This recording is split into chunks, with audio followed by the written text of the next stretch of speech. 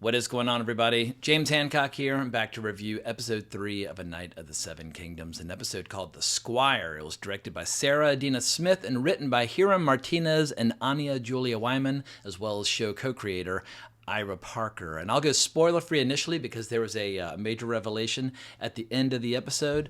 But just in brief, my response to this episode is we're officially starting to get to the good stuff from the source material that fans of the source material love and adore. But more importantly, throughout this episode, it was amazing how there were several scenes that came directly from the source material where I was getting little goosebumps up and down my neck and arms, and I was just totally eating it up with a spoon, just loving every second of it.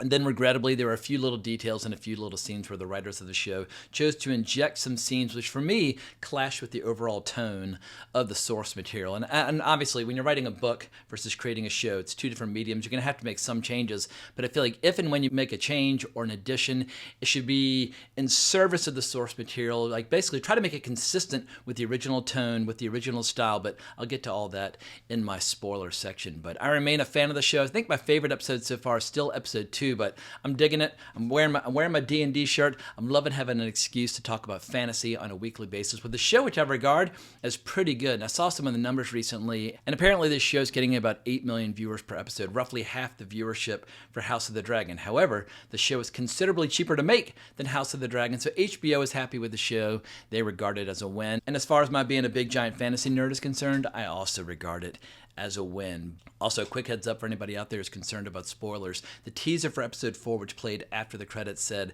that episode 4 will be coming Friday, not Sunday, due to the Super Bowl. So if you're worried about anybody giving anything away, make sure that you watch episode 4 on Friday. And for me, that works because I have no plans Friday. I'm happy to review a new episode of A Knight of the Seven Kingdoms. In any case, the spoiler-free section for this video is now over. 3, 2, 1. Let's dive into the biggest revelation from this episode at the very end when we finally learn the true identity of Egg. He is Aegon V Targaryen, who one day will sit on the Iron Throne, as the fortune teller that he bumped into this episode pointed out. But I won't spoil what happens to Egg, aka Aegon V, down the road, because actually what happens to him is still shrouded in mystery. There's a great painting of the event or the tragedy at Summerhall, and that tragedy involves both Dunk and Egg, but we will never learn what really went down at Summerhall unless George R. R. Martin gives himself a big old kick in the butt and writes the 5th novella in this series. But he would have to write the 4th novella first, and I don't think he's ever going to write either. But sometimes a little mystery goes a long way, where if you only have incomplete information, your imagination starts to try to fill in the gaps, making it all the more fascinating. Because like George R. R. Martin's history, we have different pieces of it and different fragments of it. And I think that's one of the reasons that people remain so obsessed, is that there's so many blank pages in the history where we're still dying to know more information. But for my part, I would love to know more about Summerhall, but I can live with the idea that we will never truly know what happened to Aegon V as well as Sir Duncan the Tall at Summerhall.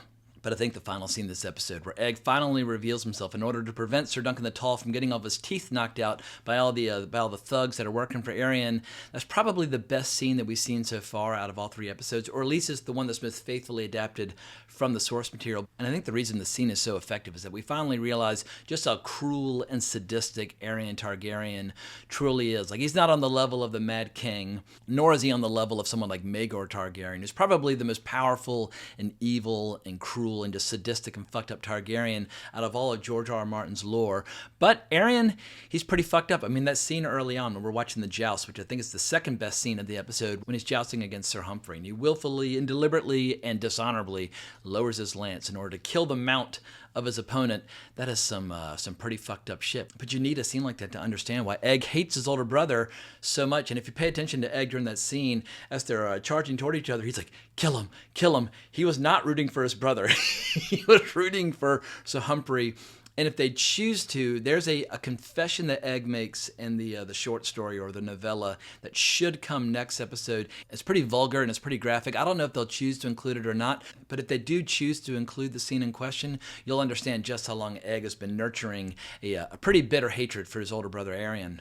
So when you have an episode like The Squire with so many great scenes adapted very faithfully from the source material, it begs the question, why do the writers of this show feel compelled to insert their own little ingredients that for me nearly always clash with the overall tone of the show. Like the scene at the beginning of the episode where we see Egg getting really excited and preparing for the upcoming tournament. He takes Dunk's horse out in the field, and he's basically practicing and trying to get him ready. And at one point, he's barking all these commands at the horse, and the horse responds by taking a big giant shit right there in the field. And I have no problems with shit jokes under the right circumstances. Like over the last couple of days, I rewatched all the Jackass movies. When I'm watching Jackass movies, bring on the shit jokes, bring on the cum jokes, bring on the puke jokes, bring on all the disgusting foul humor you can throw my way, because I expect it, because we're watching Jackass. But in the source material of A Night of the Seven Kingdoms, it's actually got a bit of a pure, noble tone. It's much more wholesome and much more heartfelt than a lot of the material in A Song of Ice and Fire. And I just feel like if you're going to try to make a contribution to flesh out the material for the show, well, then do so with a scene that feels like it comes from the original material, because then it's going to match all the scenes that give you goosebumps while you're watching them. Because for every bad scene, like the little shit jokes in episode 1 with Dunk, or the shit jokes in episode 3, you have these other scenes where Dunk and Egg are just bonding and talking about the future. And nearly every single one of those scenes is just like chef's kiss, perfection. Their chemistry is so spot on, and the casting was so perfect. So I can forgive a lot of the flaws of the show, because when it comes to Dunk and Egg, the show is nailing it so perfectly. However, if you're getting so many things right, why do the writers feel compelled to insert things when they're getting so many things wrong? And yet another example of that later in the episode is when Egg's talking to Dunk, and he asks very innocently, is it a bad thing that he's got black hairs growing out of his stones? First and foremost, it doesn't come from the source material, and it clashes with the tone of the source material, but also, I don't need to be thinking about a young boy's testicles under any circumstances. Like, why even insert it? The joke's not that funny, and once again, it just feels like a mismatch. It doesn't fit with the episode. It feels too often like the writers are trying too hard to be funny.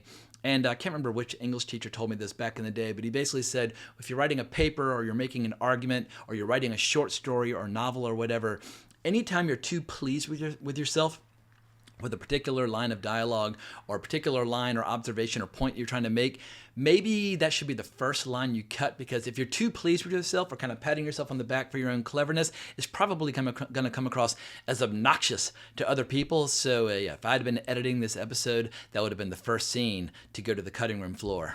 And I hate that I have to keep hammering home this issue, because overall it's a very solid episode with some very strong scenes and a very satisfying cliffhanger.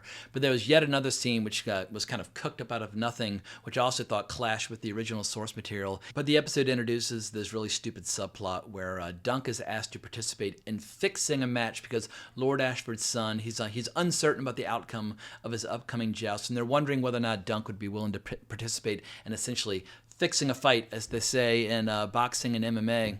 And I don't know where that subplot is leading, but I'm sure it'll be leading somewhere that I'll be complaining about in a week or two. But you know what? Now that I think about it, there was one, I won't say addition, but kind of variation on the material from the source material, which I did think was adapted pretty well when we first meet the character of Sir Robin Riesling, where he approaches Egg while he's playing with the horse, and he basically wonders whether or not the horse has been stolen.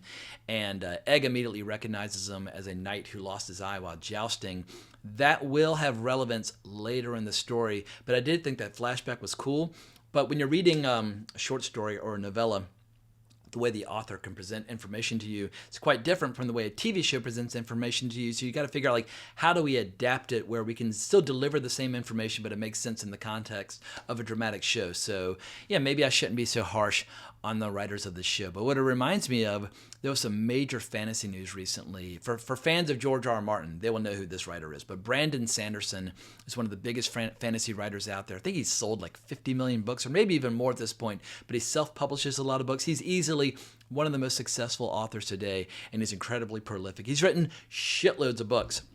But there was some news that Apple is going to be adapting a couple of his different books. And I've not read the Mistborn series. I've started the Stormlight Archive, but I haven't even finished the first book in the series yet. But anyway, these are giant series, but Apple has agreed to make shows and movies based on a lot of the books of Brandon Sanderson.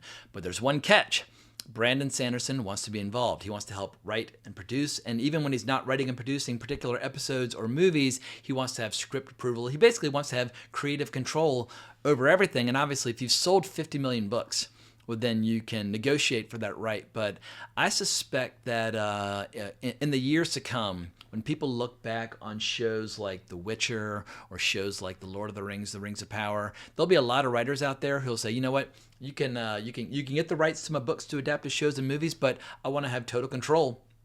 Like Jay Kristoff, who recently wrote this incredible vampire series. It's a medieval fantasy, but like dark adult fantasy series about vampires and holy knights and all kinds of cool shit. It's fucking awesome. But if Jay Kristoff ever got a big offer to adapt that series for HBO or whomever, I would say totally take the money and demand that there'll be no TV writers making their own little contributions. And I hate to sound like an arrogant snob, but the reality is TV writers aren't as good as novelists. Like a novelist writes, an 800-page book by themselves, whereas TV writers, you get like 12 guys in a room and they're kind of spitballing ideas and they kind of break the story apart and they kind of divide and conquer.